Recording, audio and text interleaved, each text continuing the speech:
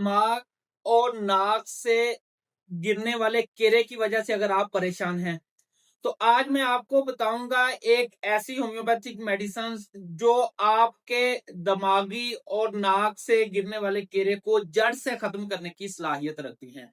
ये इतनी ढीठ किस्म की बीमारी है ना, इसकी वजह से ना तो बंदा कहीं जा सकता है क्योंकि बार बार बंदे को खंगारना पड़ता है, उसे थूकना पड़ता है। अगर नहीं थूकते तो वही आपकी सांस की नाली के अंदर जमा हो जाता है, जिससे सांस लेना मुश्किल हो जाता है। जिस तरह अक्सर पेशेंट ये कहते हैं कि जब मैं सुबह उठता हूं ना तो बड़ा मुश्किल है, सांस आता है, फिर मुझे काफी देर खंगारना पड़ता है, फिर मुझे थोड़ी सी आसानी होती है। आज तो एक बच्चा आया है, उससे इतनी शदीद किस्म की उल्टी आती है ना जब सुबह उठते हैं, तो वो अद्वियात ले रहे हैं मेते की। नहीं भाई, अगर आपका रात को नाक बंद होता है और नाक से और दिमाग से जो केरा गिरता है वो आपकी सांस की नाली के ऊपर जमा हो जाता है, अगर सिर्फ सुबह के टाइम उल्टी आती है तो इसका मतलब है पहले